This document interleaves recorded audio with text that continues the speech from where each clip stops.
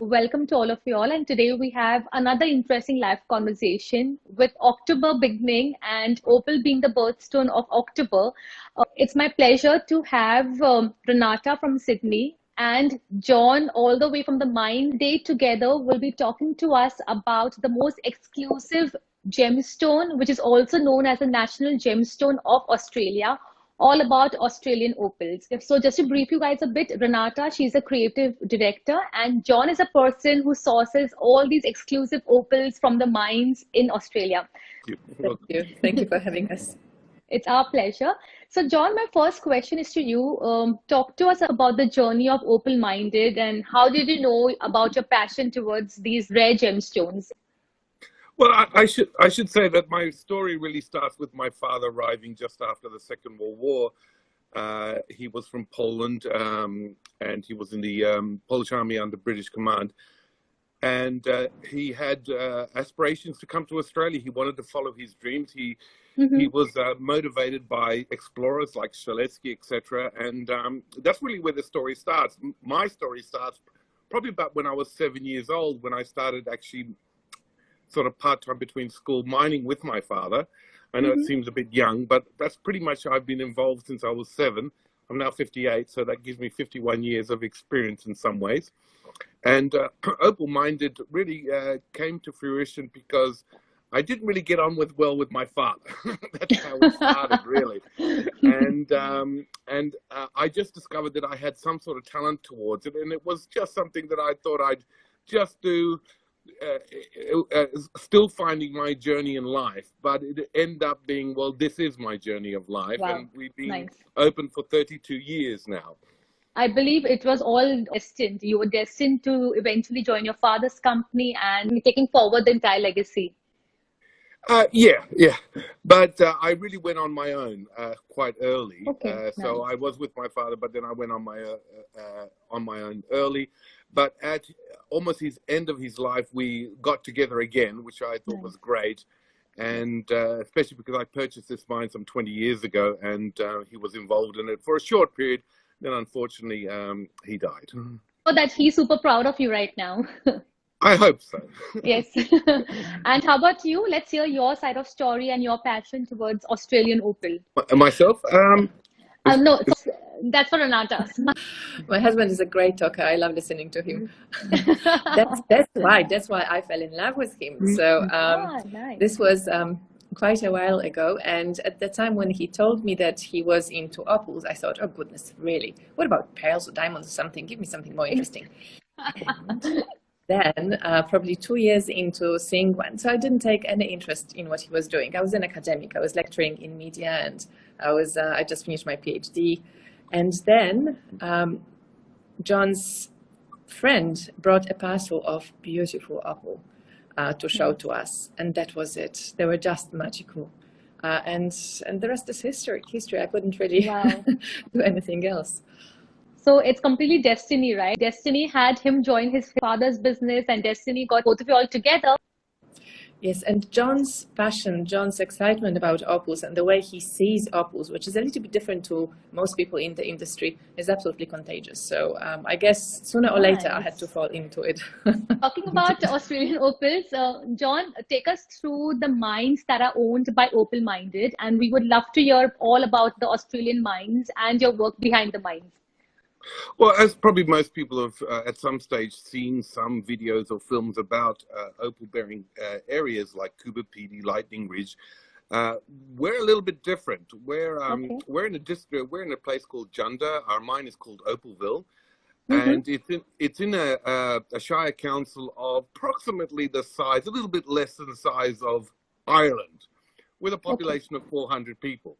As opposed to Lightning Ridge or Coober Pedy, where they're actually centers of opal mining. There's really nobody around us. We're really out in the middle of the sticks. And it gets very, very, very hot here. The reason why we're here, because it's a very unusual mine. It's an old mine, established about 1895.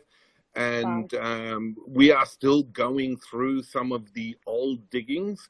And where they missed, they didn't have the technologies or the know-how. A lot of these mines were established by really desperate people during the recession of 1895. mainly shearers who had no jobs. So it was a random scattered holes everywhere. And what Junda provides, unlike most other mines, is three types of opal. Is boulder opal, which a lot of people are familiar. Pipe opal, which is basically a fossil replacement, and which is really what the industry started on here in Queensland, was pipe opal. And we have another thing called matrix, and two types of matrix, which is an ironstone matrix and sandstone matrix. So can we see some of these rough opals that you have curated for us? Yeah. Okay, so I've Lovely. prepared a few pieces. At the moment, we've got some boulder opal out. So I'll give you an example. So I've just got some rough opal here. And we can start from the cavities, where you can see right here. And basically, silica flows over millions of years into these cavities, and then they settle into veins like this. Right. And this is a really good example, because this is an example of half white or milky boulder opal and half of black boulder opal. Right. And we follow that. We block this out and we follow the vein, and as you can see, it goes around here, comes around over the other side, and then somehow joins onto this thin vein, comes around to here. So this is the stage we kind of prepare here in Junda, which is 1,850 kilometers from Sydney. And then we take it to Sydney and continue. But to give you a few more examples, this is a nice, very nice blue vein, dark. And I don't know if your viewers can see, what makes this opal here unusual is that very thin magnesium line just under the opal that's attached to the ironstone, extremely hard, but that gives it the characteristics of a black boulder. Again, the vein is quite large, quite long, goes right through onto the other side and goes through here. Now, I'm just going to go through a few more here so you can get a better understanding. I hope people aren't bored. This is another nice green vein, and you can see the density of that magnesium line. Again, you follow it through, goes into a little bit of a potch, but we block them out, and then it splits in two veins, so there'll be two stones there, and then comes around here, and that's where the cavity didn't fill, and it comes around here. Fantastic. Just a few more. This is a lot darker, smaller. I don't know. I should be looking at what's on the camera. Yeah, comes around. Not as nice as the other ones, but it could be still interesting. Looks really good on the other side. It might be a fairly dirty stone, but we're hoping it might clean up. Okay. So I'm going to give you another example of something that we also get splits. And splits are good because you can create a matching pair. So again, you have the vein, the cavity that it was filling in here didn't fill up all, but we just pried it open because there was a crack. Nice. And it opens up with a bit of color inside. But opals, would these be boulder opals, right? Yeah, these would be boulder opals, and I'll just show you another one, which is probably a little bit better. Because they're in the rough, I have to wet them because they haven't been sanded or polished. I'll just show you another. Again, same thing. There's a vein. Didn't look like much. It split, and you have. Wow, beautiful. And we'll probably get a couple of pairs of that. Now, again, there's another piece here, which has purple. And a little bit of red. A nice vein that goes to green. And this most likely will split too, because there is a crack running straight down the line. There. So part of the cutting process, I know people are interested in the cutting process, is we don't automatically just start cutting this material. We block it and heat it on a stove to see if there are any fractures or cracks, so we don't have to have problems later on. Another black boulder. This one's rather interesting too. It'll be a nice clean stone. The vein goes underneath here.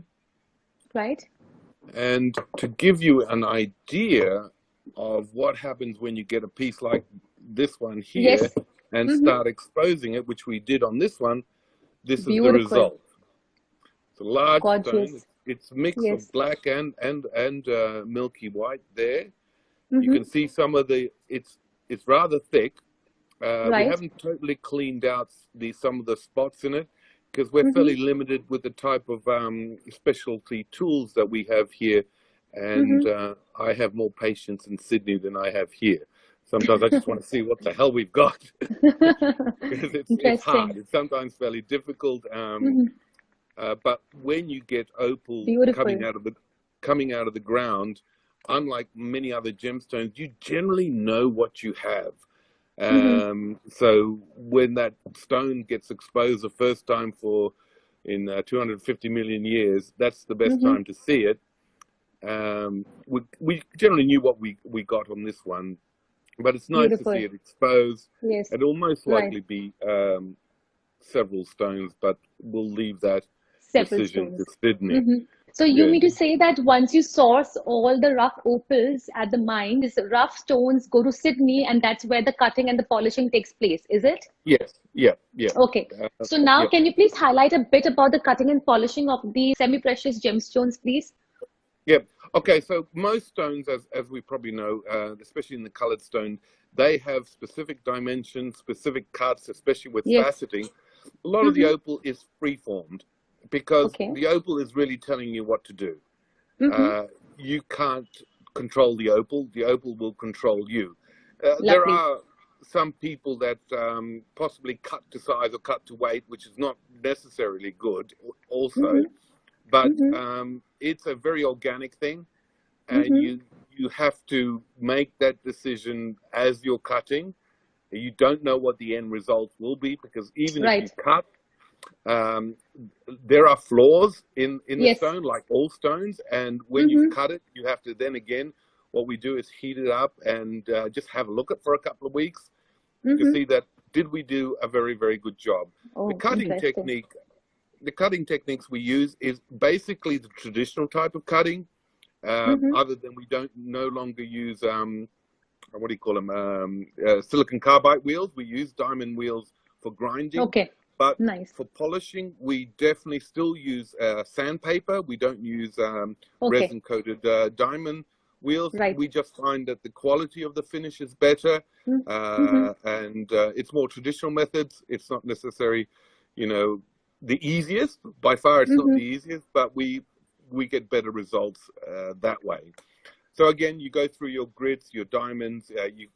On Boulder, it's mainly from a grinding wheel. You can go to 250, 400 paper, then 600, 800, and 1,000 paper. Then you can go on cerium oxide or whatever. And most people who understand cutting kind of know the understanding the basis. It's really about not about the equipment. It's really about the technique that we use. Right. Absolutely. That's very interesting to know. So now we got a brief insight about the mines. We got a brief insight about the cutting and the polishing procedure. Now, Renata, let's come to you since you are the creative director of the company. So we would love to see your creative outputs, these opals. Well, I can probably show you a few pieces. So you have seen the veins. You have seen that thin line of bright color. Now, this is what could live in a color like this. So essentially, what John has in his hand, he will not know what it is going to produce. It could be something really exciting, or it could be something quite underwhelming. We, for instance, Leonard, we don't actually have the rough opal to show, but that's the type of material that's quite typical of the mine. It's got this amazing brightness, which I'm not sure is coming through. Yes. So is John holding the same sort of rough or the same category of rough as to what you're holding? I'd like to say that my piece is better, but I won't know till I face it because I'm just looking at the veins here. Yeah. Okay, darling. So have you got something as good as this? Well, what about this? Well, probably not, but I'm hoping.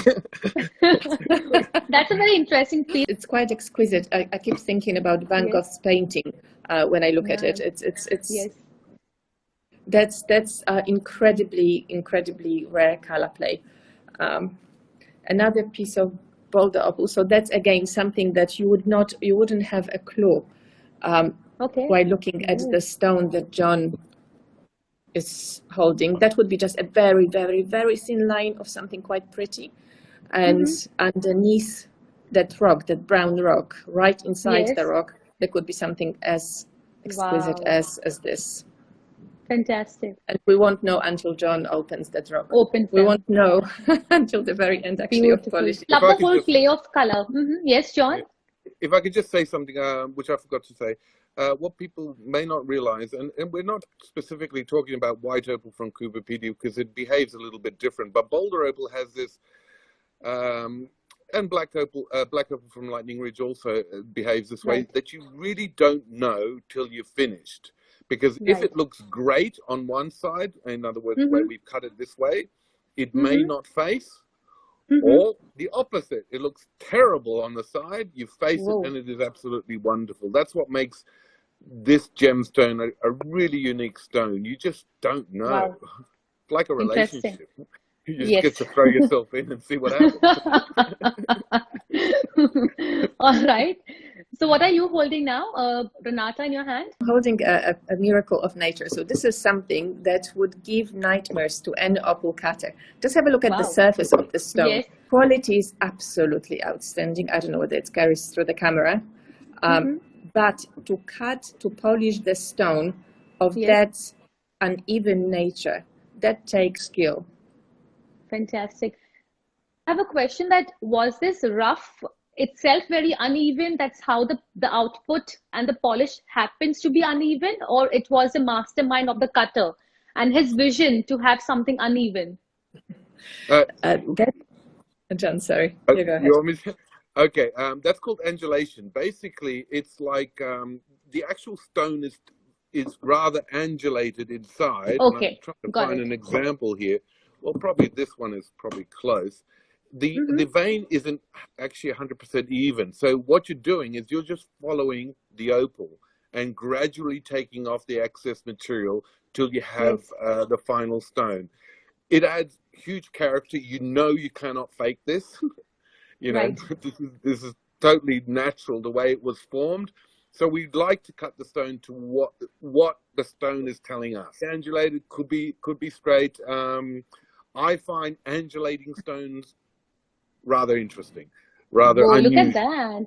So that gives Nice. you that is exactly the same material as we Okay. just showed in the rough here, and Right. that was a really big piece, and it took forever to get cut.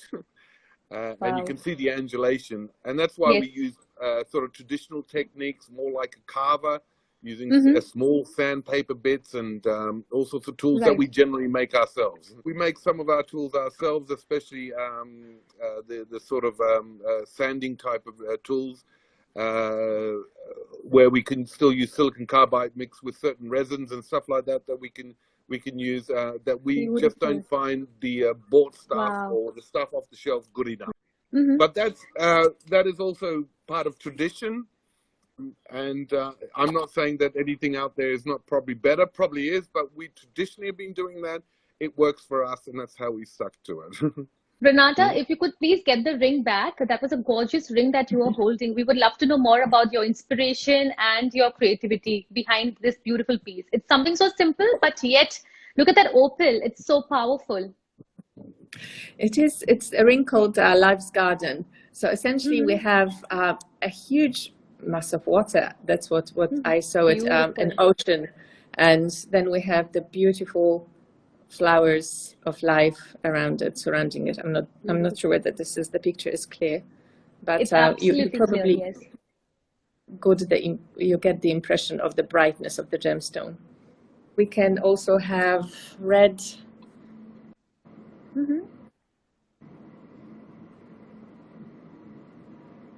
It's very difficult to focus on that amount of color. So we're basically looking at just a cluster of rainbows magically put into a small pebble. Moving further, let's talk about the rarest and the most expensive opals. Look, without doubt, I mean, if you're talking about the rarest, I'd say boulder opal, generally good boulder opal is without doubt the rarest of them. But at the end of the day, this is really about a personal choice. Mm-hmm. And I hate to say that this opal is better than another one, because it's really personal. It's in the beholder, like love and beauty, right? So Yes. it's extremely difficult to say what is the rarest. Mm-hmm. When we talk about the rarest, I think if we talk about stones that have unusual patterns, Mm-hmm. and I can only name 4 or 5 in my whole lifetime that I've seen that were absolutely exceptional stones. Mm-hmm. And this is Mm-hmm. what I love about Junda, is when we do find stones, which we don't have too many of them, they have exceptional color and pattern. And Right. there are traditional patterns that everybody says, wow, but I've seen some amazing patterns. I think that's, if anything, is the rarity Mm-hmm. of a good opal. But at the end of the day, it's in the beholder. Right. Yeah. Now, what is Renata holding for us? That is actually quite an unusual pattern. It's peacock feather. John, would you like to elaborate? I think it's a wonderful stone, and it's a really good pattern. So, what are you currently designing and creating? Some specific theme that you have? At the moment, I'm working on several bespoke commissions for our American Nice. clients. Somehow, Nice. this is what COVID has given to us as a gift. Mm-hmm. But Mm-hmm. in my personal project, I am working with a stone that you have seen. Now, Beautiful. the majority of the work is actually happening in my mind. But I see Nice. that stone, which could be just a very, very valuable specimen. I see that stone in a necklace, in a really, really magnificent necklace. I saw red gemstones around it. I see ladybirds added Nice. somewhere there. So it's a project that's in the making. For now, it is all in my mind, but it is going to be a Nice. substantial, a big Mm-hmm. thing. Mm-hmm. So with that, I would like to ask you that when you hold a piece of rough or a polished opal, like what comes first to your mind and what inspires you to make something exclusive? Is it the gemstone? Is it the setting that you have in your mind, or is it some design that you already have in your mind that this is what you want to create? It could be anything. It could be a person with whom I'm working. So that Right, jewel is really emotions. It is about commemorating something right. really, really special, something really, it's about Absolutely. love. It's It's always about about love. love. John, my next question is to you. We would love to know about that. Do these gemstones appreciate over time? And how are these gemstones valued? My wife is more knowledgeable in the pricings of them. I'm sort of lost, but Lovely. compared to what it was 20 years ago, I mean, the Mm-hmm. prices have gone substantially higher, and it's not necessarily supply and demand, because there was a Okay. period when there was a lot of supply, and supply does inspire demand. But what makes an opal uh, valuable? People talk about the fact that black opal is the most valuable of all Yes. opals, and there is a certain Mm-hmm. amount of truth in that, but not really. It's really the colors, the type of Mm-hmm. colors on top of it, Mm-hmm. the pattern. And for me, what is extremely important, and I find that a lot of people don't talk about this, is opal is like, it's white light absorbed, reflecting color. Yes. And a good opal, what makes a really good opal is you take it out of the light, take it Mm-hmm. in the shade, Okay. take it Nice. in the dark. And when we Mm-hmm. sell, usually when we in the shop, we take people outside. We take them Mm-hmm. in different lights, because you might buy jewelry under these fantastically Right. calculated lights, but how Mm-hmm. do they react in real world? And that's what Mm-hmm. really truly makes that stone valuable. So it doesn't really matter in my mind, because I'm Mm-hmm. probably a purist, and I love just all opals. It's really Right. the one that makes you smile all the time. The one that Absolutely. you will continue looking at it for the next 20, 30 years, and it Mm. changes every time. It's never the Beautiful. same. So, Beautiful. yeah, so I think that's really what, in my mind, makes the opal most valuable. Yes, we could sit down here for hours and talk about specifics, but at the end of the day, if it's not behaving itself under various different lights, I place less value on it. And that's, Right. again, the beauty about Queensland, Boulder in generally, but specifically Junda. I've known about this mine, although I've been involved for 20 years, I've known this mine for at least 40 years. And it was Right. based on the fact that it behaves this more so than most other opals in different areas. Right. And that's unfortunate, something that you can't really see online or in this sort of situation, light passing through a prism effect to give you the colors. Renata, you have something to add on? Yes, I'm just holding two earrings. Now, the difference in value between these two earrings is about 10 to 15 fold. This earring is beautiful. The color expression is absolutely wonderful there. There is a whole rainbow there, and it's a magnificent gemstone. Now, this is a rare opal, a rare black opal. 15 times more valuable. The point that I was trying to make here is that the color expression seems to be quite similar. However, it is about the rarity of the material. It is the rarity of color. And that's something that you will know once you see enough opals. So essentially, experience in valuing is important. Further, since you talk about experience and value, what advice would you like to share with the collectors who are looking to build a collection of opal? If you go and buy a diamond, there will be an expert to tell you which one is a good diamond. And this is what I think in some ways makes a true gemstone. Firstly, it has no value, really, in some ways. You know, it's really what someone's prepared to pay for it and for what someone's to part for it. That's really what you could define as a true gemstone. But when you're choosing something, even as a collector, it's really what you like. We sell to a lot of collectors that we might have an opal that not necessarily has a lot of great color, but has a really interesting ironstone pattern to it or character to it. And that's what's important, because if you love it, someone else will love it too. Right. And let's hear from you now. What are your inputs about some advice to collectors, Renata? For me, life is about love. So don't buy anything unless you love it. Of course, if you are in the business of just making money, that's a different proposition. But if you are truly a collector, you have to love a gemstone to buy it. And when it comes to understanding the value, the market value, always seek advice of the people who would have seen more than you. Can people also source these rough gemstones and these creative designs from Opal Minded? Can you please share with us how can they contact you? Yes, the best contact is essentially info@opalminded.com. So it's info@opalminded.com. We are based in Sydney. John is now away, and during the lockdowns, he's in the mines, but that's the most attended email address for us and the easiest. Okay, and that's of course we're on interesting. Instagram. This is how we met. Instagram. And you mentioned about that you've been carrying forward your family legacy.